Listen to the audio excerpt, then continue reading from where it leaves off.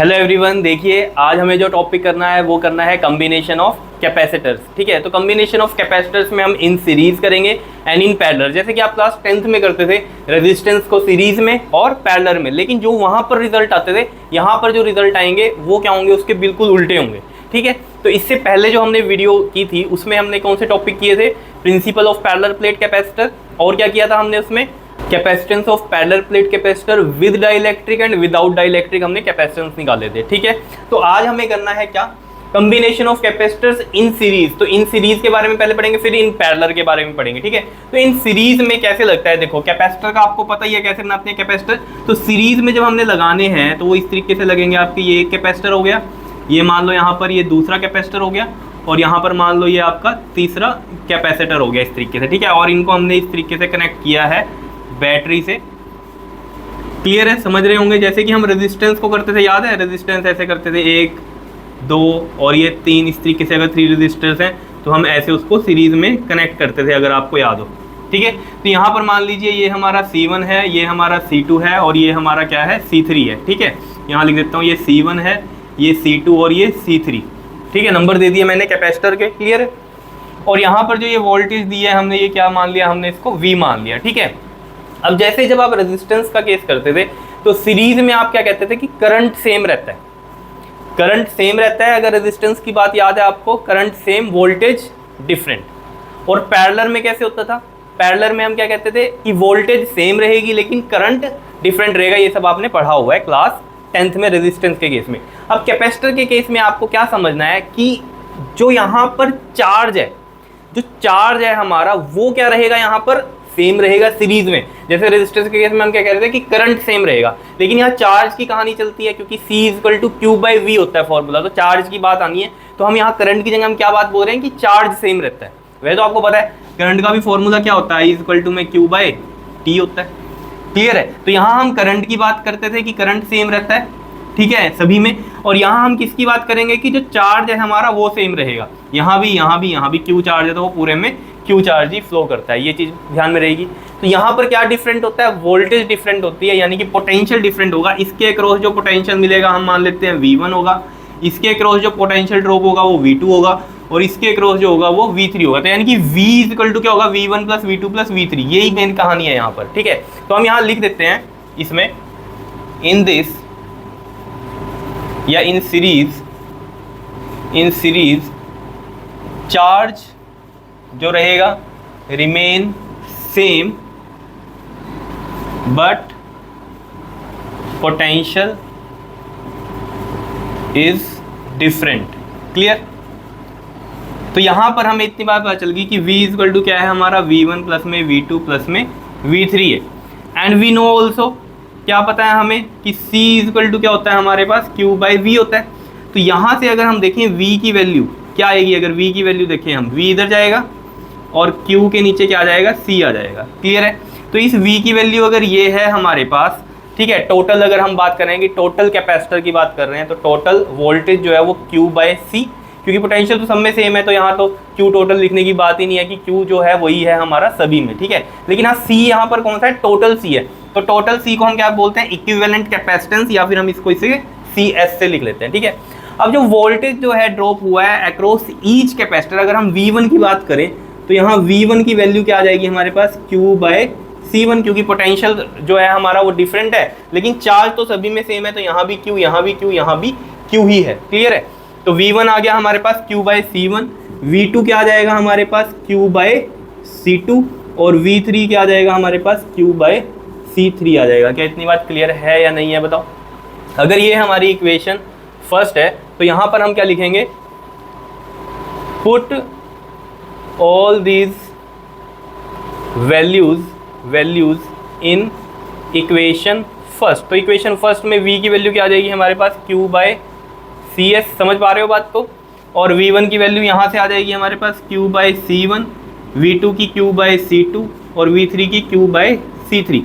अब इसमें मेन जो बात थी वो क्या थी कि आपको सीरीज में ये पता कैसे चलता है, तो हमने यहाँ पर लिख रखा है इन सीरीज में कि capacitors are said to be grouped in series if there is only one way to proceed from one capacitor to another. अगर एक ही वे हो प्रोसीड करने का, एक ही वे कैसे, अब यहाँ से हम चले तो ये वन वे ही है प्रोसीड करने का सभी कैपेसिटर्स पे। अगर यही कहानी किस में होती, हम पैरेलल में कहते, तो हम क्या कहते हैं, different ways to proceed. Different ways कैसे, अगर पैरेलल में होते तो आपको पता है ऐसे लगते हैं कैपेसिटर या रेजिस्टेंस, याद आया, इस तरीके से ये, और यहाँ से ये मान लीजिए बैटरी लगी हुई है इस तरीके से, ठीक।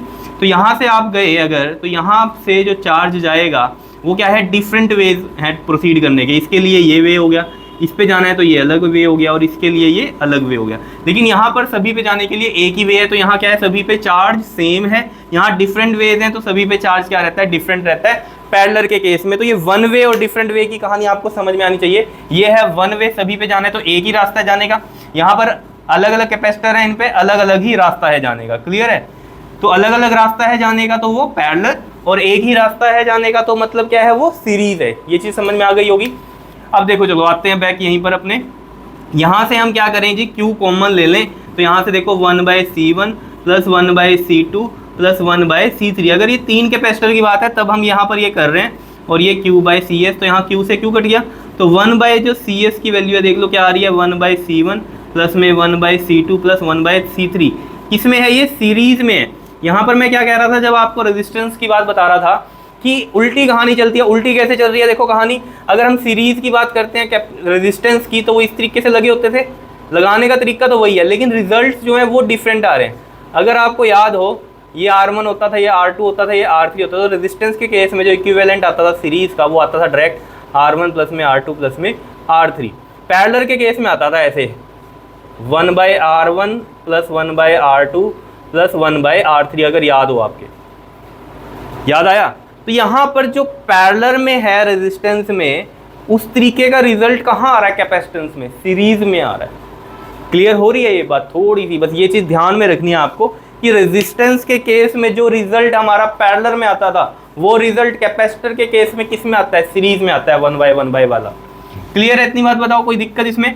अब ये नोट करो जरा जल्दी से, ये जो डेराइव किया है हमने यहाँ पर, ठीक है, इसको जल्दी से नोट करो, फिर इसके कुछ स्पेशल केसेस हैं उनको करते हैं। करो जल्दी से इसको। हाँ जी, देखिए अब मैंने ये स्पेशल केसेस यहाँ पर लिख दिए हैं। देखो पहला स्पेशल केस क्या है कि if two capacitors are in series, अगर दो कैपेसिटर्स हों सीरीज में तो क्या होगा, देखो जरा यहाँ पर देखो, अगर दो कैपेसिटर्स हों सीरीज में तो हमारे पास किस तरीके से हो जाएगा फिगर, ये डायग्राम ऐसे बन जाएगा आपका, ठीक है। तो कैसे करेंगे हम, तो बिल्कुल ही सिंपल है, हमें पता है formula 1/CS is equal to 1/C1 plus में 1/C2 आएगा। अब सिर्फ क्यों आएगा, क्योंकि C3 तो यहाँ पर है नहीं, सिर्फ C1 और C2 है। तो इसमें हम क्या करते हैं, LCM लेंगे, C1 C2 यहाँ से डिवाइड करेंगे इसको, तो क्या बचेगा, C2 इंटू 1 C2 प्लस में यहाँ से डिवाइड करेंगे तो C1 बचेगा, C1 इंटू 1 ये आ गया हमारे पास, ठीक है। तो ये 1/CS आया, तो अब CS क्या आएगा, इसको हम पलट देंगे पूरी वैल्यूज़ को, इसको भी ऊपर ले गए, तो यहाँ पर ये वाला डिनोमिनेटर भी ऊपर चला जाएगा, C1 C2 और अपॉन में C1 प्लस में C2। तो आप डायरेक्ट अगर दो कैपेसिटर्स के लिए आए सीरीज़ में तो डायरेक्ट ये फॉर्मूला लिख सकते हो कि ऊपर दोनों किस में है, मल्टीप्लाई में, और नीचे क्या है, दोनों एडिशन में है। याद रखना यहाँ पर जब भी हम इसको सॉल्व करते हैं, या नॉर्मली आप कोई नंबर होंगे आपके पास, जैसे मान लो ये 1/2 प्लस में 1/3 इस तरीके से आया, तो आप ऐसे करोगे, इसको LCM लोगे 6 और ये 3 ये 2, तो 5/6। तो ये आंसर नहीं हुआ अभी, समझ रहे हो, तो 1/CS का आंसर आया। CS क्या होगा, इसको आप क्या करोगे, पलटोगे ऐसे 6/5 करोगे। क्या इतनी बात क्लियर है या नहीं है, बताओ, आ रही है बात समझ में, ठीक है। तो इस तरीके से आपको ये ध्यान में रखनी है बात, ठीक, क्लियर। तो ये वैल्यूज़ को पलटना जरूर है, ठीक है। समझ में आ गया होगा कि दो कैपेसिटर्स हैं अगर सीरीज में कनेक्टेड है तो कैसे हम इनको कर रहे हैं, ठीक है। अब आगे देखो, यहाँ पर बड़ा ही इंपॉर्टेंट है ये पॉइंट, कहता है if there are n number of identical capacitors. n number of identical capacitors का मतलब क्या है, आइडेंटिकल मतलब सेम वैल्यूज के हैं और n नंबर है। जैसे आपसे कोई कहे कि आपके पास 100 कैपेसिटर हैं, ठीक है, 100 कैपेसिटर हैं और हर एक की जो वैल्यू है वो है 2, तो अब आप इसको कैसे करोगे, अब 1/2 plus 1/2 plus 1/2 so on up to 100 तक लिखोगे क्या आप, बताओ, और उसको सोल्व करोगे क्या ऐसे LCM लेके, ऐसे तो नहीं है। अगर हमें डायरेक्ट पता चला है कि सेम वैल्यूज के जितने नंबर हों कैपेसिटर्स, ठीक है, हम बड़ा इजीली उसको सोल्व कैसे कर सकते हैं, उसके लिए है ये देखो, कहते हैं अगर n number of identical capacitors हैं हैविंग कैपेसिटेंस C ईच, जैसे मैंने यहाँ पर एग्जांपल लिया कि 2 ईच, यहाँ पर उसने बोल दिया कि C है अगर, ठीक है, तो देखो जरा कैसे बनेगा, 1/CS इज इक्वल टू में 1/C, C1 C1 C2 ऐसे लिखते हो ना, 1/C1 प्लस 1/C2। यहाँ पर तो C है तो 1/C plus 1/C plus 1/C and up to कहाँ तक जाएगा, ये n नंबर ऑफ जितने भी हैं वो आएगा। ठीक है, यहाँ से क्या करो 1/C कॉमन ले लो तो 1 बचेगा, फिर यहाँ 1, इसका भी 1 बचेगा, समझ रहे हो इस तरीके से, और अप टू ये n तक जाएगा। क्लियर, तो यहाँ 1/C आएगा और यहाँ 1 + 1 अप टू n आएगा ना। यहाँ पर आंसर n ही आने वाला है। क्यों आने वाला है, देखो अगर मान लो ये 100 कैपेसिटर होते हैं हम कहते हैं, ठीक है, तो यहाँ पर ये पूरा 100 तक जाता, ठीक है, ये n कहाँ तक जाता, 100 तक जाता, तो अंदर बचता 1 + 1 अप टू कहाँ तक जाता है, ये 100 तक ही जाता। तो 1 1 कितनी टाइम्स है, 100 टाइम्स है, तो ऐड करोगे इनको तो क्या आएगा, 100 ही आएगा। क्लियर है इतनी बात या नहीं, समझ में आ रही है बात? ठीक है, तो यानी कि n ही आ जाना है। अगर 1 1 1 कितने है, ये 100 है तो 100 बार ही 1 ऐड हो रहा है, तो यानी कि क्या आएगा 1 1 1 1 ऐड करके 100 टाइम्स है तो 100 ही आएगा। समझ रहे हो ना, 1 + 1 2, फिर अगला 1 ऐड करेंगे 3, ऐसे करते करते टोटल 100 तक ही बनता है, यानी कि n ही बनता है, तो हमेशा ये क्या आएगा, n आएगा। ठीक है, तो यहाँ से जो 1/CS है आपका, उसकी वैल्यू आ गई n/C। ठीक है, कितनी आ गई देखो, यहाँ से देखो 1/CS की वैल्यू आई आपके पास n/C, और CS की वैल्यू क्या आ जाएगी यहाँ से C/n। तो आपको ये डायरेक्ट याद रखना है फॉर्मूला, C/n डायरेक्ट लगा दोगे, और ये क्या होती है, मिनिमम कैपेसिटेंस होती है। क्या होती है, मिनिमम कैपेसिटेंस की वैल्यू होती है।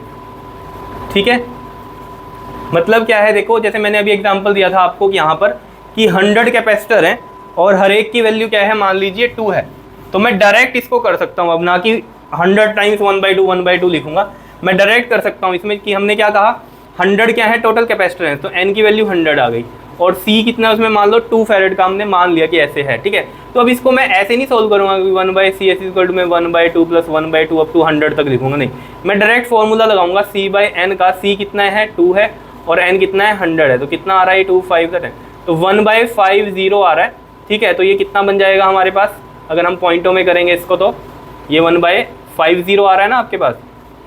ठीक है, C/n, ठीक है, CS की वैल्यू आ गई है। ठीक, तो CS आ गया हमारे पास, 1 अंदर रखो 50, ठीक है, नहीं जा रहा है ये यहाँ पर, ठीक है, तो पॉइंट लगेगा। क्लियर, तो 0, फिर हम 0 लगाएंगे तो उसकी भी 0 आएगी यहाँ पर, तो कितना आएगा अब बताओ जल्दी से, 52 = 100। क्लियर है इतनी बात? ठीक है, समझ रहे हो ना, तो पॉइंट लगा, फिर एक 0 आई, अभी भी नहीं जा रहा तो ना जाने वाली 0 लगी, फिर 2 से 100। ठीक है, तो ये कितना आ रहा है हमारे पास, 0.02। क्लियर है इतनी बात या नहीं, बताओ कोई दिक्कत इसमें? सिंपल सी कहानी है। ठीक है, तो हमारे पास जो आंसर आ गया वहाँ यहाँ से कितना आ गया, 0.02 आ गया। क्लियर है, तो हम डायरेक्ट सोल्व कर पा रहे हैं। क्लियर हो रही है बात इतनी या नहीं, बताओ इसमें कोई दिक्कत? तो यानी कि अगर आइडेंटिकल कैपेसिटर हैं आपके पास तो आप क्या कर सकते हो, ईजिली इसको सोल्व कर सकते हो। ठीक है, तो अगला देखो जरा क्या है हमारे पास, net capacitance in series is always less than the least individual capacitor. क्या कह रहा है आपको कि जो नेट कैपेसिटेंस है सीरीज में वो हमेशा लेस रहेगी लीस्ट इंडिविजुअल कैपेसिटर से। मतलब क्या है इसका, ये कहता है कि जो भी आंसर आएगा सीरीज में सोल्व करने पे वो सबसे कम रहेगा। जो भी आपके पास वैल्यूज दी हुई है कैपेसिटर की, उनमें जो सबसे छोटा कैपेसिटर है उससे भी छोटी वैल्यू ही आएगी हमेशा। इन capacitor in series is always less than the least individual capacitor. इसका हम एग्जाम्पल से समझ सकते हैं। देखो किस तरीके से एग्जाम्पल से समझेंगे। देखो जैसे आपको C1 की वैल्यू दे दी 2, C2 की दे दी 3 और C3 की दे दी आपको 4 वैल्यू। ठीक है, तो 1/CS क्या होगा आपके पास, 1/C1 + 1/C2 + 1/C3। मैं ये कह रहा हूँ कि यहाँ पर सबसे छोटा रजिस्टर कौन सा, कैपेसिटर कौन सा है, ये है, C1 है, 2 है, तो जो आंसर आएगा ना इससे भी छोटा आएगा। ये कहने का मतलब है इस लाइन का। तो देखो जरा यहाँ पर 1/CS 1/2 प्लस में 1/3 प्लस में 1/4। तो देखो ये LCM लो इसका जरा, कितना आएगा, 2 3 4 का 2 1 ज़ा 3 2 2 ज़ा 4, 3 2 ज़ा 6 2 ज़ा कितना आ रहा है, 12 आ रहा है। तो 2 6 ज़ा 3 4 ज़ा एंड 4 3 ज़ा कितना बन रहा है हमारे पास, 6 4 10 और 3 13/12।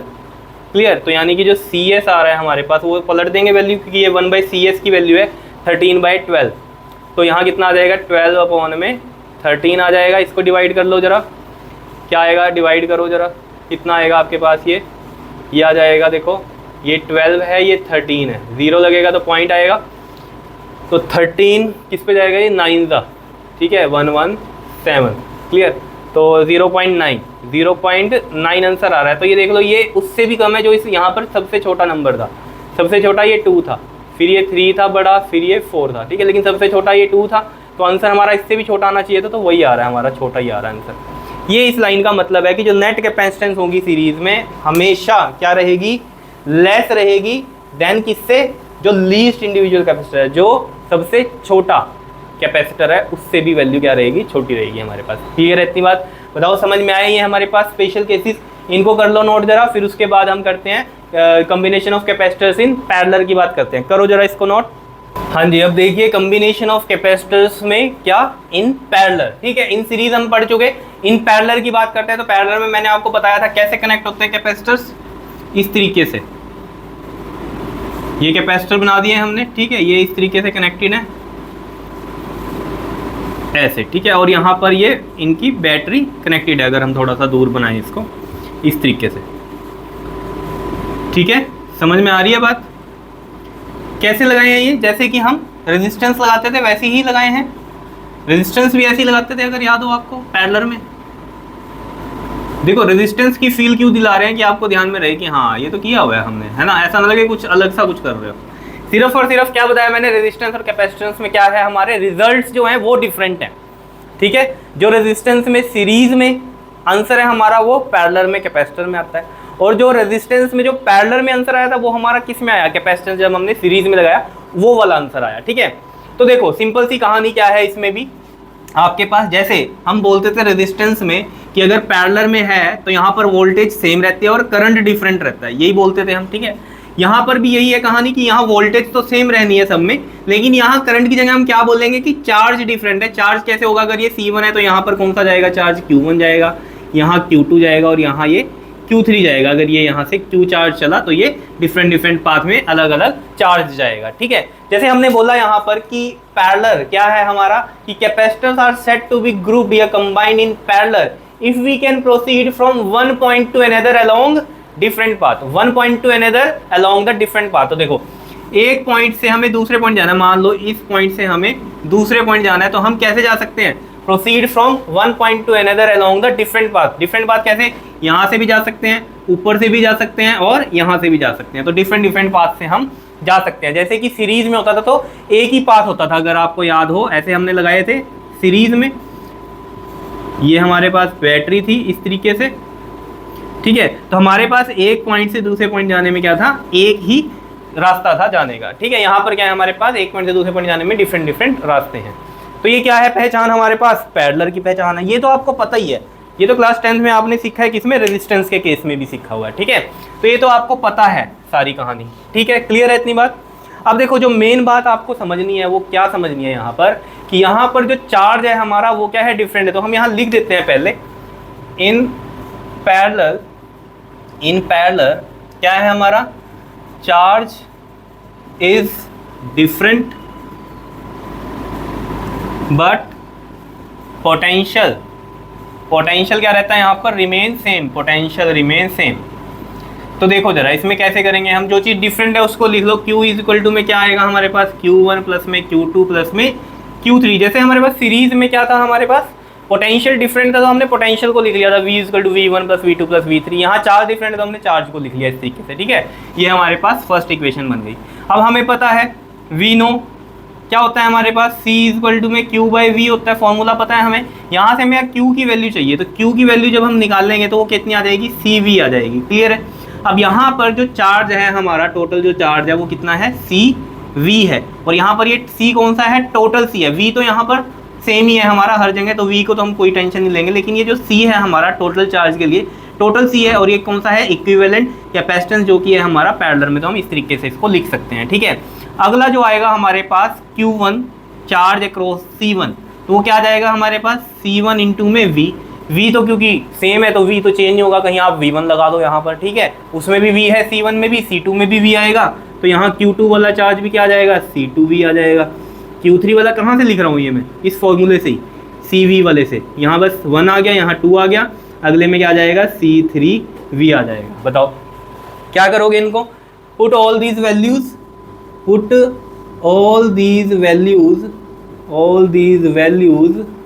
इन इक्वेशन, कौन सी इक्वेशन में, फर्स्ट में पुट करोगे जी, फर्स्ट में करोगे ना पुट, ठीक है।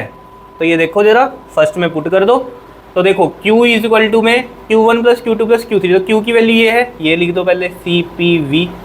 Q1 की वैल्यू C1V है, C1V लिख दो। Q2 की C2V है, C2V लिख दो। Q3 की कितनी है हमारे पास, C3V है, ये लिख दिया हमने। यहाँ से क्या होना है, V कॉमन आएगा तो यहाँ क्या बचेगा, C1, ये C2, ये C3, बहुत ही सिंपल है। और ये CP और ये V से ये V कट गया, ठीक है। क्या बची वैल्यू, कैपेसिटेंस, टोटल कैपेसिटेंस, या बोलते हैं हम इसको इक्विवेलेंट कैपेसिटेंस, जो कि मैंने P से लिख दिया यहाँ। कैपेसिटेंस इन पैरेलल क्या आया है, वो C1 प्लस में C2 प्लस में C3।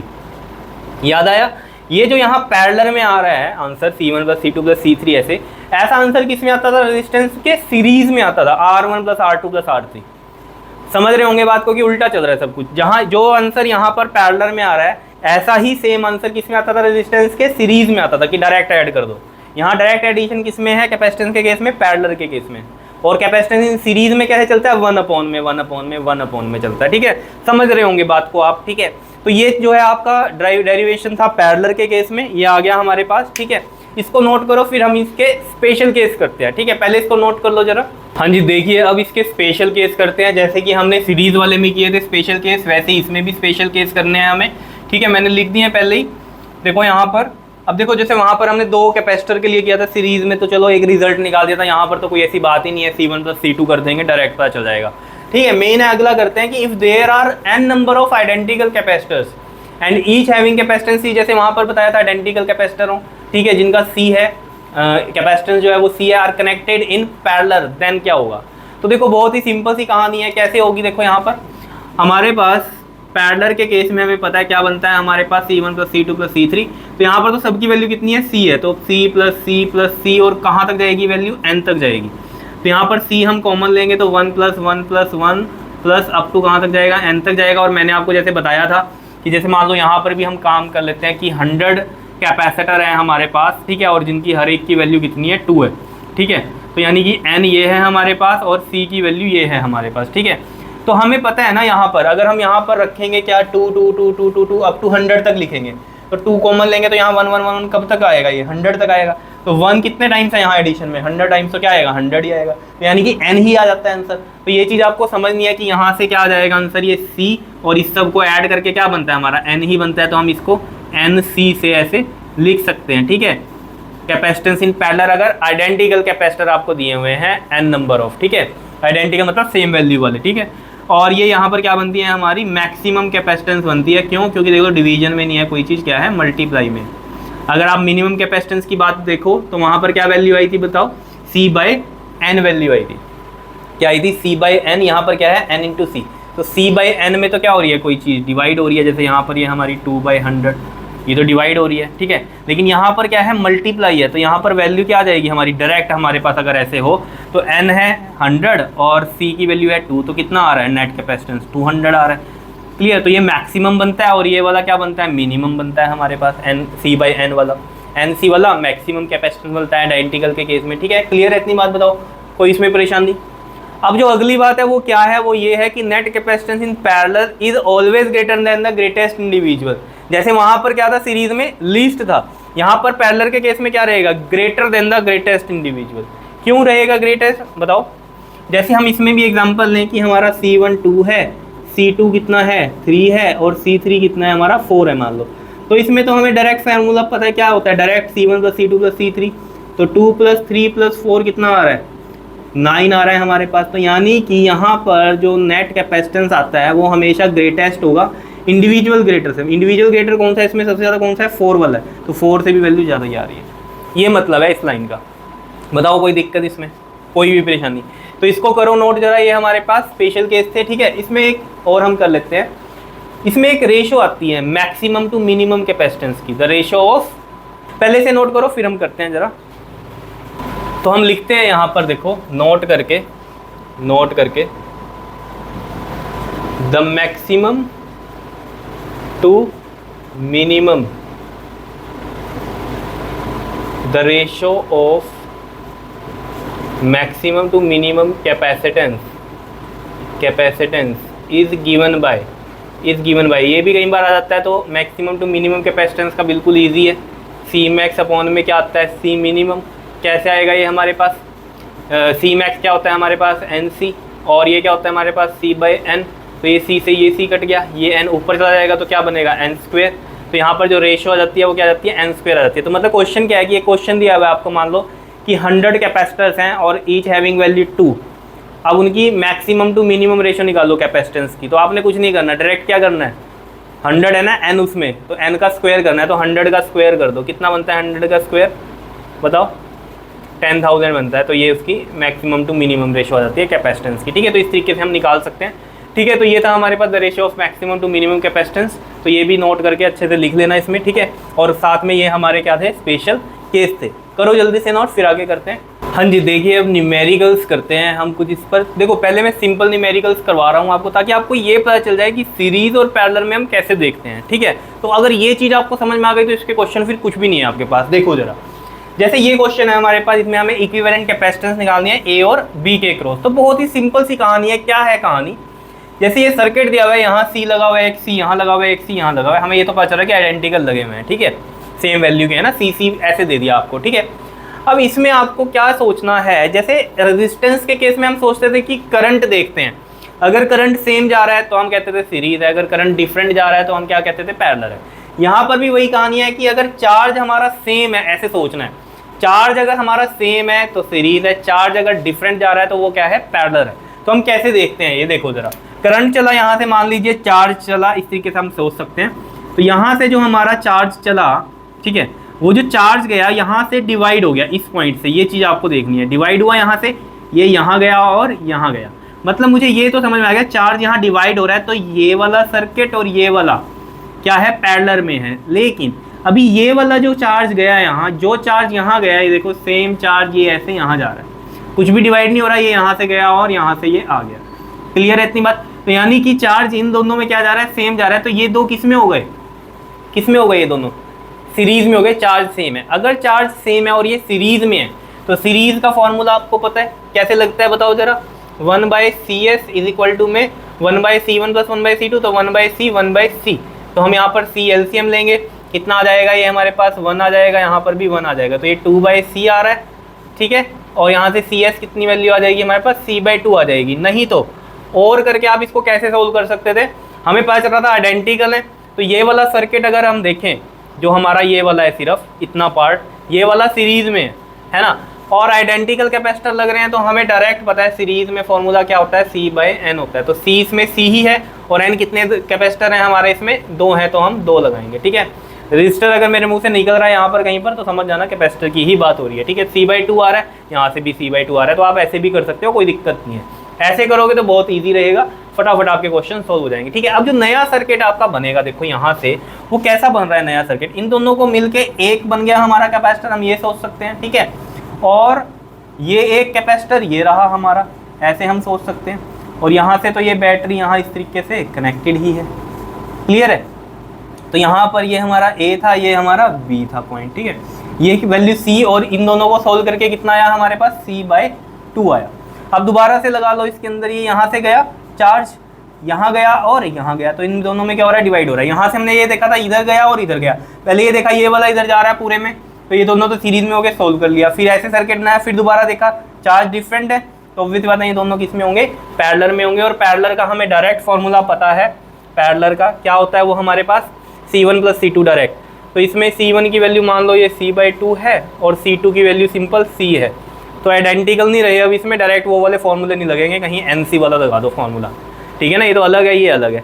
तो यहाँ पर LCM लेंगे, 2 LCM, ये 1 डिवाइड करके तो ये C आया, यहाँ 1 और 2 डिवाइड करेंगे 2, और 2 और इंटू C 2C हो गया, तो कितना आ गया ये हमारे पास 3C/2 आ गया। तो जो नेट इक्विवेलेंट कैपेसिटेंस आया हमारे पास वो कितना आ गया हमारे पास, 3C/2 इसका आंसर आ गया। क्या इतनी बात क्लियर है या नहीं है बताओ। तो लास्ट वाला क्या बनेगा हमारा, अगर हम डायग्राम बनाएं इसको डायरेक्ट हम ऐसे बना सकते हैं, ये बैटरी लग गई यहाँ पर, ये है A हमारा, ये है B, इसी के क्रॉस बताना था, कितना आ रहा है ये 3C/2 आ रहा है। ऐसे आप कर सकते हो, करो इसको जरा नोट जल्दी से, बहुत ही सिंपल है, चार्ज की कहानी समझनी है बस। सेम जा रहा है तो सीरीज, डिफरेंट जा रहा है तो क्या है हमारा पैरेलल है, बस ये कहानी है। सीरीज में हमें समझ में आना चाहिए 1/1 वाले होते हैं, और पैरेलल में डायरेक्ट हमारे ऐड होते हैं, ठीक है। करो जल्दी से इसको नोट, फिर हम ये वाले 2 क्वेश्चन करते हैं जल्दी से। पहले इसको नोट कर लो, कर दूँ रब इसको, बताओ।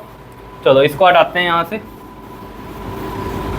देखो थोड़ा सा लगाओ जरा, कॉपी पे बनाओ क्वेश्चन 2 को और देखो जरा होता है क्या। ए बी के क्रॉस ही कैपेसिटेंस निकालनी है, उसके अंदर भी देखो बनता है क्या क्वेश्चन खुद से। देखो जरा सर्किट समझ पा रहे हो क्या है हमारा, ठीक। यहाँ पर देखो अगर आप समझ रहे हो इस चीज़ को, यहाँ से चार्ज चला होगा, ठीक है। चार्ज जब चला यहाँ गया और यहाँ गया, यानी कि डिवाइड हो गया। लेकिन इसको देखो, यहाँ से जो चार्ज गया वो इसमें भी गया, इसमें भी गया, एक ही पाथ है ऐसे, ठीक है। यानी कि ये तीनों किस में है, सीरीज में है। ये तीनों किस में, सीरीज में, चार्ज सेम जा रहा है। तो सी एस कितना बनेगा हमारे पास इसमें, बताओ। वैसे तो फॉर्मूला क्या होता है, 1/CS में ऐसे चलता है हमारे पास, 1/C1 + 1/C2 + 1/C3 ऐसे चलता है, ठीक है। लेकिन ऐसे सॉल्व करने की बजाय डायरेक्ट हमें पता है CS अगर आइडेंटिकल हो तो हमारे पास क्या लगता है फॉर्मूला, C/N का लगता है। तो ये C हो गया, C ही है, और N कितने इसमें, मतलब कितने कैपेसिटर हैं, ये 3 है, तो ये कितना आ गया हमारे पास, C/3 आ गया। क्लियर है। तो अब जो नया सर्किट बनेगा वो कैसा बनेगा, ये बन गया हमारे पास C/3 का, और यहाँ से ये वाला कैपेसिटर आ गया ये, ठीक है, और यहाँ से ये बैटरी कनेक्टेड है। नया ये बना इसमें डायग्राम, और ये है C इसका, ठीक है। तो अब तो ये हमें पता ही है यहाँ पर कि यहाँ से चार्ज गया, ये 2 पाथ में गया ऐसे, इधर और इधर, यानी कि ये किस में है, पैरेलल में है। पैरेलल में हमारा डायरेक्ट ऐड होता है, तो C प्लस में C/3 कर देंगे। एलसीएम ले लो, कितना आएगा, ये 3C आएगा, और यहाँ से ये C आ जाएगा। कितना आ रहा है, 4C/3। तो CP जो है हमारे पास वो कितना आ रहा है, 4C/3, यानी कि ये क्या आ रहा है हमारा, इक्विवेलेंट ही आ रहा है। क्लियर है। तो लास्ट में आप इसका जो डायग्राम बना सकते हो वो डायरेक्ट ऐसे बना सकते हो, ये रहा, ये बैटरी है हमारी, ठीक, ये है A पॉइंट, ये मान लो B पॉइंट। कितना आया ये हमारे पास टोटल, 4C/3 आ गया सॉल्व करके। इस तरीके से बना सकते हो। आया क्वेश्चन 2 को ऐसे हमने सॉल्व किया, सिंपल है। करो इसको भी जल्दी से नोट, फिर हम क्वेश्चन 3 करते हैं। कर लिया नोट, चलो पॉज करके नोट कर लेना। क्वेश्चन 3 पे आते हैं अब हम, इसको हटा देते हैं यहाँ से। बहुत ही सिंपल है, अगर आप प्रैक्टिस करोगे तो बहुत ही इजी लगेंगे आपको, और ये क्वेश्चन सॉल्व कर लोगे तो जो हमारा अगला चैप्टर होगा, ठीक है, चैप्टर कौन सा है हमारा, वो चैप्टर 3 जो होगा हमारा, उसमें रेजिस्टेंस के क्वेश्चंस भी होंगे, वो भी इसी तरीके से सॉल्व होंगे। बस वहाँ सीरीज़ में अलग फॉर्मूला चल जाएगा, पैरेलल में अलग। जैसे जो यहाँ पर पैरेलल में हम काम कर रहे हैं वो वहाँ सीरीज़ में होता है रेजिस्टेंस में, जो यहाँ सीरीज़ में काम हो रहा है वो वहाँ रेजिस्टेंस में पैरेलल में चलता है, ठीक है। लेकिन जो क्वेश्चन है वो सोल्व करने का तरीका यही रहेगा कि सीरीज़ क्या है और पैरेलल क्या है, वो वही जो यहाँ हम यूज़ कर रहे हैं टेक्निक, वही वहाँ पर भी यूज़ होगी, ठीक है। आ जाओ जी क्वेश्चन 3 पे अपने। देखो क्वेश्चन 3 में अब यहाँ बैटरी लगाई तो टेंशन मत लेना, चार्ज कहाँ से आएगा। ये A और B का मतलब यही है कि यहाँ पर कहीं बैटरी लगी हुई है, यहाँ से चार्ज चला होगा। यहाँ से जब चार्ज गया, देखो ये यहाँ पहुँचा, यहाँ पहुँचने के बाद क्या हुआ, ये इधर गया और इधर गया। अब आपने इसको देखना है, यहाँ से जब चार्ज गया ये इधर गया, अब यहाँ से जो चार्ज गया वो इसमें भी गया, यानी कि इन दो को सोल्व कर लो पहले। ये दोनों किसमें, सीरीज़ में। तो पहले हम यहाँ पर सीरीज़ में सोल्व करते हैं। तो आइडेंटिकल है हमारा, डायरेक्ट फॉर्मूला लग जाएगा C/N वाला, वो कितना आ जाएगा, C है, और ये कितने कैपेसिटर हैं, 2 कैपेसिटर हैं, तो ये C/2 आ गया। जो नया सर्किट बनेगा पहले वो बना लेते हैं हम। ये C/2 का बना, ठीक है, और यहाँ पर ये वाला है ये, ठीक है। और ऐसे ही बना दिया करो, कोई टेंशन मत लिया करो, थोड़ी सी ऐसे बना दो। ये वाला एक ऐसे लगा हुआ है, ठीक है, और यहाँ पर भी कैपेसिटर एक ऐसे लगा हुआ है, ठीक है। तो ये जो ऊपर वाले जो 2 सोल्व करके आया हमारे पास, वो क्या आया है, C/2 आया है, और ये वाला ये रहा C, ये वाला C ये रहा, और वो वाला C ये रहा, ठीक है। यहाँ पर ये C ही था क्वेश्चन 2 में, ठीक है। अभी तो हम क्वेश्चन 3 पे, उधर कैमरे में नहीं दिख रहा होगा वो, इसलिए मैंने वो C हटा के ऐसे किया, ठीक है। यहाँ पर देखो अब जो हमारा सर्किट बन गया वो इस तरीके का बन गया, ठीक है ना। यहाँ पर ये है A और ये है B, ऐसे कर लिया करो, बिल्कुल सिंपल सर्किट बनाओगे अगर तो बहुत ही ईजी रहेगा। अब क्या करना है, दोबारा देखो चार्ज गया, यहाँ से चार्ज गया, यहाँ पर ये इधर गया होगा और ये इधर गया होगा, तो यानी कि इन दो में डिफरेंट जा रहा है, तो यानी कि ये किसमें है, पैरेलल में है। तो पैरेलल में हमारा डायरेक्ट सोल्व होता है, C/2 plus C, direct solve होता है ना, C1 प्लस C2, तो ये C1 है, ये C2 है, मान लो 2 LCM आ गया, ये C आ गया। ये तो LCM लेना तो आता होगा ना, इसको डिवाइड करते हैं, 2 आया जैसे, और फिर ऊपर मल्टीप्लाई करते हैं तो 2C, कितना आ गया, 3C/2। इन दो को सोल्व करने पर कितना आ रहा है, 3C/2। तो मैं नया डायग्राम बनाऊंगा अब। क्या, इन दो को सोल्व करने के बाद कितना आया हमारे पास, ये देखो ऐसे कर लो, ये 3C/2, और यहाँ पर जो कैपेसिटर लगा हुआ है अगर आपको ये दिखाई देगा, ऐसे लगे हुए,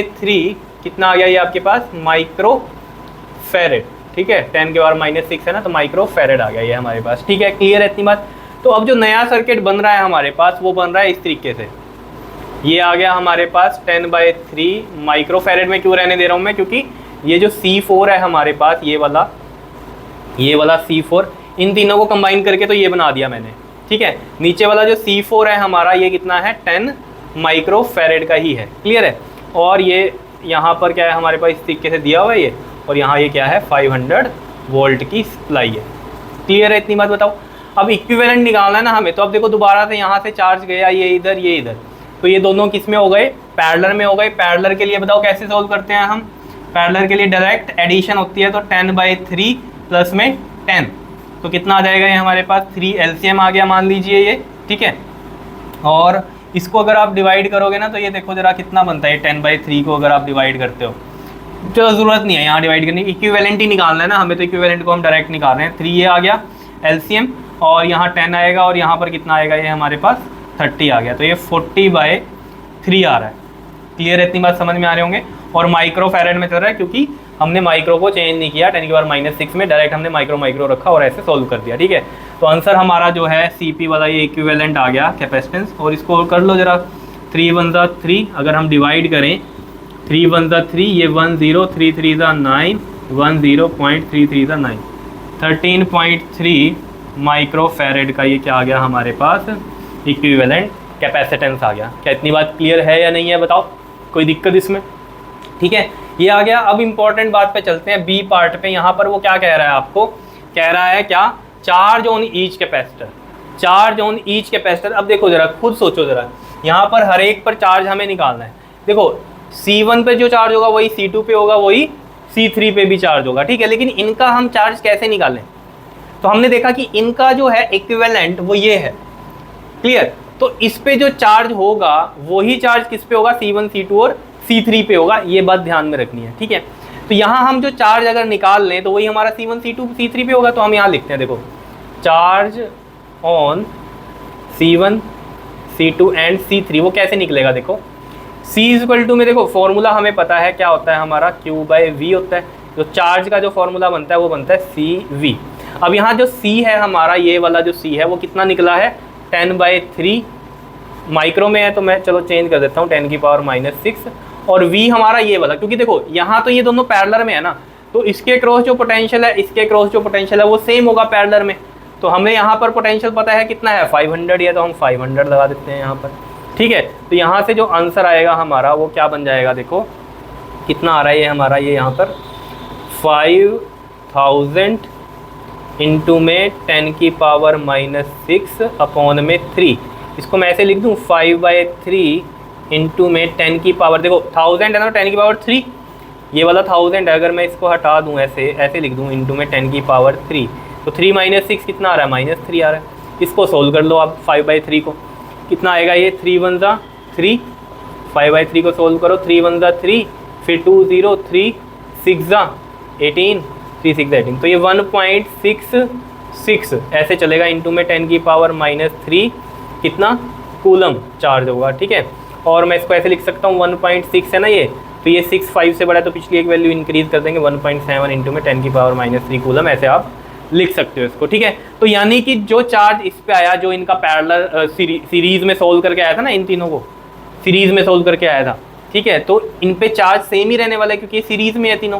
तो इनका जो सीरीज में सोल्व करके आया कैपेसिटेंस, उस पर हमने चार्ज निकाल लिया, तो वही चार्ज क्या होगा इन तीनों पे भी है, यही मतलब इन तीनों से मिलके ही तो ये बना, और वो सीरीज में है क्योंकि उसी का इक्विवेलेंट ये है, तो जो चार्ज इस पे वही चार्ज उधर होगा। तो हमने इसका चार्ज निकाल लिया, वो कैसे निकला, फॉर्मूले से C × V किया, तो C तो हमें इसका पता है इक्विवेलेंट, ये निकाला हमने अभी 10/3 वाला।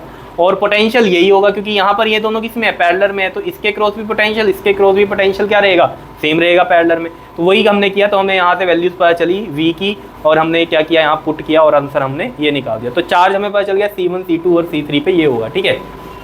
अब हम अगर बात करें यहाँ पर, देखो इसको नोट करो जरा, फिर हम करते हैं आगे। वो क्या कह रहा है यहाँ पर, चार्ज किस पे निकालना है, C4 पे। ये तो बहुत ही ईजी है, तो मैं यहाँ अगर कर दूँ यहाँ पर ही चार्ज ऑन C4, तो हम C का फॉर्मूला Q का फॉर्मूला हमें पता है क्या है, CV। तो ये इसका C कितना है, ये वाला 10 माइक्रोफैरेड का है, तो 10 इंटू में 10⁻⁻6, और पोटेंशियल इस पे भी कितना है 500 का ही है। तो ये तो बहुत ईजी था सोल्व करना। कितना आ जाएगा यहाँ से, ये देखो आपके पास 5 इंटू में 10⁻3, 5000 बन रहा है ना, तो ऐसे लिख दिया इंटू में 10⁻⁻6, तो ये आ रहा है कितना 5 इंटू में 10⁻⁻3 कूलम। क्लियर है, तो चार्ज हमें पता चल गया ऑन C4 ये है। और ये है मेन तो कि इस पे कैसे निकलेगा चार्ज, तो ये सीरीज में थे, इनका हमने इक्विवेलेंट निकाल लिया, उस इक्विवेलेंट कैपेसिटर पे जो चार्ज होगा वो इन तीनों पे चार्ज होगा, तो उस पर हमने चार्ज कैसे निकाल लिया। उसके क्रॉस पोटेंशियल हमें पता है यहाँ 500 ही होगा क्योंकि ये पोटेंशियल सेम रहता है पैरेलल में, तो यही वाला यहाँ होगा। तो यहाँ हमने चार्ज निकाल लिया, चार्ज हमने निकाल लिया, तो वो चार्ज कितना आ गया, ये आ गया हमारे पास। वही चार्ज किस पे है, C1 C2 C3 पे। यही चीज़ आपको यहाँ इन क्वेश्चन में मेन है जो समझनी थी, ठीक है। करो इसको नोट, फिर हम ये नेक्स्ट क्वेश्चन एक्सरसाइज का है हमारा क्वेश्चन नंबर 2.6, इसको करेंगे। पहले इसको नोट कर लो। हाँ जी, देखिए अब एक्सरसाइज का क्वेश्चन नंबर 2.6 NCERT एक्सरसाइज में मिल जाएगा। ये कह रहा है 3 capacitors each of capacitance 9 picofarad है, ठीक है।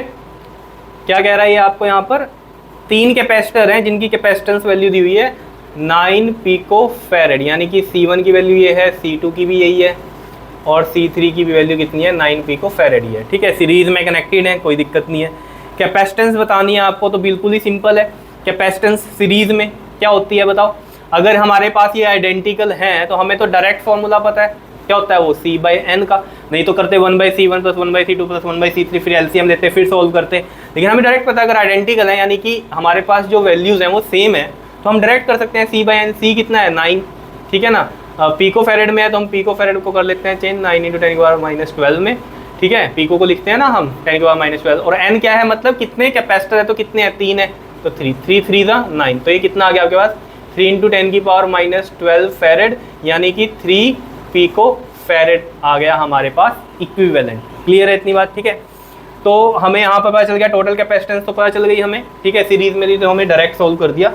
फिर आगे देखो, समझो मेन बात को क्या है, what is the potential difference. अब देखो सीरीज में थे ये, तो सीरीज में कैसे लगे होंगे कैपेसिटर, ऐसे लगे होंगे, है ना, और इनके क्रॉस जो सप्लाई है वो कितनी सप्लाई है, 120 वोल्ट की है, यानी कि V ये है हमारे पास, ये C1 था, ये C2 था, ये C3 था, ठीक है। हमें पता है सीरीज में, अब वो यहाँ पूछ रहा है ना, what is the potential difference across the each capacitor if the combination is connected to a 120 volt supply. तो ईच कैपेसिटर के अक्रॉस पोटेंशियल बताना, तो सीरीज में हमें पता है पोटेंशियल क्या होता है, डिवाइड होता है, तो इसके अक्रॉस V1 होगा पोटेंशियल, इसके अक्रॉस V2 होगा और इसके अक्रॉस V3 होगा। वैसे तो मैं इसमें डायरेक्ट बता सकता हूँ कि इसमें जो होगा पोटेंशियल इक्वली डिवाइड होगा, क्यों, क्योंकि कैपेसिटर क्या है, इक्वल उसके हैं, यानी कि ये भी 9 का है, ये भी 9 का, ये भी 9 का, तो इक्वल पोटेंशियल ड्रॉप होगा इनमें। अगर ये 120 है तो इसको मैं 3 से डिवाइड करूँ, तो मैं अगर यहाँ लिख दूँ कि पोटेंशियल अक्रॉस ईच कैपेसिटर, वो क्या हो जाएगा यहाँ पर, V1 equal to V2 equal to V3 क्या हो जाएगा, V/3 होगा, 120/3 यानी कि कितना होगा वो 40 वोल्ट होगा, ठीक है। ये तो सेम की कहानी है, लेकिन अगर इसको हम करें कि अगर आपके पास यहाँ डिफरेंट हो वैल्यूज़ कैपेसिटेंस की, तब भी आप कर सकते हो, है ना। तो उसके लिए क्या मेथड होगा, उसमें फिर ये तो नहीं लगेगा, तो इसको भी चाहे उस तरीके से सोल्व करो जो अभी मैं बता रहा हूँ आपको, और या फिर इसको इसी तरीके से सोल्व कर लो, लेकिन जो अब मेथड बता रहा हूँ उससे क्या होगा, ये भी सोल्व हो जाएगा, और अगर यहाँ कैपेसिटेंस की वैल्यू अलग अलग दी होगी तो भी आप पोटेंशियल निकाल सकते हो अलग अलग का। देखो कैसे, बी पार्ट है ना ये हमारा, ठीक है, बी पार्ट चल रहा है। देखो इसमें कैसे आप कर सकते हो, हमें पता है कि जो V इक्वल टू में क्या होता है हमारा V1, सॉरी, देखो C इक्वल टू Q/V होता है, और V की वैल्यू यहाँ से क्या आ जाती है हमारे पास, Q/C आ जाती है, ठीक है। हमें यहाँ पर जो चीज़ पता है वो क्या पता है कि V1 में जैसे यहाँ पर हमारा चार्ज सेम रहता है, तो ये Q/ हमें पता है C1 होगा, V2 क्या होगा हमारे पास, Q/C2 होगा, और V3 क्या होगा हमारे पास, Q/C3 होगा। लेकिन ये चार्ज क्या होगा, चार्ज कैसे निकलेगा, तो चार्ज हम यहाँ से निकाल लेंगे पहले कि Q इज इक्वल टू में CV, तो टोटल कैपेसिटेंस ले लो। क्यों, देखो यहाँ पर जो चार्ज होगा वो सेम होगा, तो इस पूरे कॉम्बिनेशन का हम निकाल लें अगर, ठीक है, तो कितना बनेगा, C कितना है हमारे पास, देखो टोटल V है ना हमारी, टोटल V कितनी है, 120 मिल रही है सभी को, और टोटल C इसका क्या है हमारे पास, टोटल C कितना आया था, ये 3 का आया था, ठीक है, 3 पिको फेरेड, तो 10 की पावर -12। तो यहाँ से मैं ये टोटल चार्ज निकाल पा रहा हूँ, ठीक है, जो कि इनके अक्रॉस जा रहा है ये वाला, ठीक है, और चार्ज तो इसमें डिवाइड होता ही नहीं है, सेम रहता है, ठीक है। तो यहाँ से जो चार्ज जाएगा वही V1 के केस में इस पर होगा चार्ज, ये C2 पे, ये C3 पे, ठीक है। तो चार्ज हम टोटल ऐसे निकाल सकते हैं, टोटल कैपेसिटेंस और टोटल वोल्टेज कितनी है, तो ये कितना आ रहा है हमारे पास, 360 × 10 की पावर -12 कूलम। तो ये चार्ज आ गया, वो वैल्यू यहाँ रखो, देखो V1 में रखो वैल्यू, V1 में 360 इंटू में 10 की पावर -12, और C1 कितना है हमारा, 9 पिको फेरेड है, 10 की पावर -12 आ गया, ये कट गया, कितना आ रहा है ये भी देख लो, 40 वोल्ट आ रहा है यहाँ से, कितना आ रहा है 40 वोल्ट, यहाँ भी यही आएगा। चार्ज की वैल्यू 360 × 10 की पावर -12 है, C2 की वैल्यू भी 9 पिको फेरेड है, तो समझ रहे हो। तो यहाँ से हमारे पास ये भी कितना आ रहा है, 40 वोल्ट आएगा, तो यहाँ से भी कितना आ जाएगा, ये हमारे पास सेम आएगा, 360 × 10 की पावर -12 चार्ज है, यहाँ पर भी C3 हमारा 9 पिको फेरेड है, तो यहाँ से भी देख लो आपके पास कितना आ रहा है, हमारे पास 40 वोल्ट ही आ रहा है। तो ये तरीका इसलिए बताया कि अगर आपके पास कैपेसिटेंस की वैल्यू अलग अलग हो तो फिर तो ये बेस्ट है तरीका, लेकिन अगर सेम ही थी कैपेसिटेंस की वैल्यू तो मुझे पता ही था कि V जितना टोटल है वो इक्वली डिवाइड होगा, तो 120 को 3 से डिवाइड किया, कितना आ रहा है, 40 आ रहा है, ठीक है। नहीं तो आप इस तरीके से कर सकते हो, ये वाला करोगे तो फिर कैसा भी क्वेश्चन है आपको कुछ ध्यान रखने की जरूरत ही नहीं है, आपको पता है टोटल चार्ज निकाल लो, यहाँ वही चार्ज यहाँ सब पे होगा, total charge, total capacitance, total voltage, इस तरीके से निकल गया। फिर चार्ज अपॉन में कैपेसिटेंस, चार्ज अपॉन में कैपेसिटेंस, चार्ज अपॉन में कैपेसिटेंस, वैल्यूज आप पुट करो और आंसर निकाल सकते हो, बहुत ही सिंपल है। करो इसको नोट, फिर एक और क्वेश्चन करते हैं 2.7 वाला, करो इसको नोट।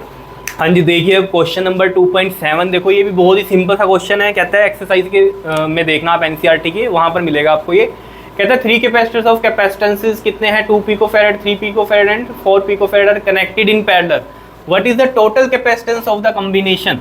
तो देखो यहाँ पर ए पार्ट के लिए तो पैरेलल में तो आपको पता ही है टोटल कॉम्बिनेशन क्या होता है, पैरेलल में कैसे लगे होंगे, ये देखो ऐसे लगे होंगे पैरेलल में, इस तरीके से, या नहीं? कहोगे सर कैसे बना रहे हो ये? टूटे हुए हाथों से। समझ लो टूटे हुए हाथों से ही बना रहा हूँ, समझ लो, तुम जो समझना है वो समझ लो भैया। अरे सर चलो देख लो, इधर देखो, ये लो साफ साफ लिख दूँ, 2 पिको फेरेड, ये रहा 3 पिको फेरेड, और ये रहा 4 पिको फेरेड, ठीक है।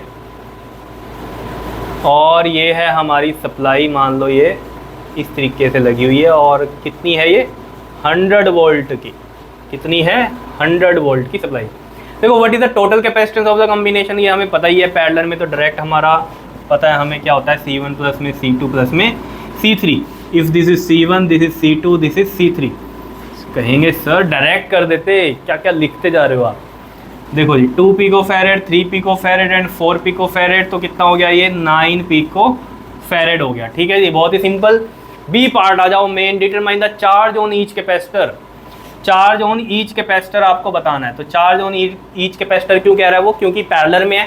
पैरेलल में आपको पता है यहाँ Q1 चार्ज होगा, यहाँ Q2 होगा और यहाँ Q3 होगा। डिवाइड होता है ना, बताया था यहाँ से Q1 Q2 Q3। जैसे पैरेलल में रेजिस्टेंस लगे होते तो हम कहते थे करंट डिवाइड होता है, वोल्टेज सेम रहती है। तो पैरेलल में कैपेसिटर है तो हम क्या कहते हैं? चार्ज डिवाइड हो गया और वोल्टेज सेम रहती है, ठीक है। सीरीज में क्या होता है? कैपेसिटर में चार्ज सेम रहता है, वहाँ पोटेंशियल यानी कि वोल्टेज जो है वो डिफरेंट रहती है। क्लियर? तो यहाँ पोटेंशियल तो सेम रहेगा, वोल्टेज सेम रहेगी सभी में, लेकिन चार्ज डिफरेंट होता है। तो चार्ज कैसे निकलेगा? देखो C इज इक्वल टू क्या होता है? Q/V होता है। C is equal to Q/V होता है। तो यहाँ से अगर हम चार्ज की वैल्यू देखें तो वो कितनी बनती है हमारी? C इंटू में V। तो अगर चार्ज Q1 है तो C1V, V तो सेम है क्योंकि सभी में तो ये V1 V2 नहीं लिखते हम। Q2 C2V हो जाएगा और Q3 C3V हो जाएगा। बिल्कुल सिंपल है। तो C1 कितना है? 2 पिको फेरेड है, तो 2 इंटू में पिको मतलब 10 की पावर -12 वोल्टेज। देखो यही 100 वोल्ट है, ये 100, इसमें 100 सेम चलती है। तो 100 यहाँ पर करो, कितना हो गया हमारे पास? 2 इंटू में 10 की पावर, अब ये 100 है ना तो 10 की पावर क्या है यहाँ? 2 है। -12 प्लस 2 माइनस का 10, चार्ज है तो कूलम में आ गया। क्लियर है? इतनी बात बताओ, समझ में आ रही है ना? -12 प्लस 2 माइनस का 10। ऐसे ही ये होगा। C2 कितना है हमारा? 3 पिको फेरेड है, तो 3 इंटू 10 की पावर -12 और इंटू में 100 वोल्ट है तो 10 की पावर 2 लिख दो। तो ये कितना बन रहा है? 3 इंटू में 10 की पावर -10 कूलम। ऐसे ही ये कर दो। Q3 में हमारे पास कैपेसिटर की वैल्यू कितनी है? 4 है, तो 4 इंटू में 10 की पावर -12 पिको के लिए, और 100 वोल्ट हमारे पास क्या है? वोल्टेज है, तो ये 10 की पावर 2 हो गया। तो 4 इंटू में 10 की पावर -10 कूलम, ये आ गया हमारे पास चार्ज। तो चार्ज ऑन ईच कैपेसिटर ये हो गए हमारे पास, ठीक है। Q1 चार्ज C1 पर है, Q2 C2 पे और Q3 C3 पे है। क्लियर है? इतनी बात समझ में आया ये क्वेश्चन, ठीक है। तो अभी इस लेक्चर में हम इतना ही करते हैं, फिर आगे हम जो है energy stored in a capacitor वाली कहानी पढ़ेंगे, एनर्जी डेंसिटी वाली कहानी करेंगे और न्यूमेरिकल्स करेंगे, और इसको जो है चैप्टर को वाइंड अप करने की कोशिश करेंगे, ख़त्म करने से जल्दी, ठीक है। तो 1 या 2 लेक्चर में ये कंप्लीट करेंगे हम, ठीक है। अगले लेक्चर में थ्योरी पार्ट भी कंप्लीट होगा इसका, ठीक है, और कुछ न्यूमेरिकल्स ले लेंगे, फिर एक और लेक्चर ले लेंगे, जितने न्यूमेरिकल्स बच गए होंगे इसके वो भी कर लेंगे साथ में, ठीक है। क्लियर है? तब तक के लिए पढ़ते रहो अच्छे से। क्लियर? Okay, thank you.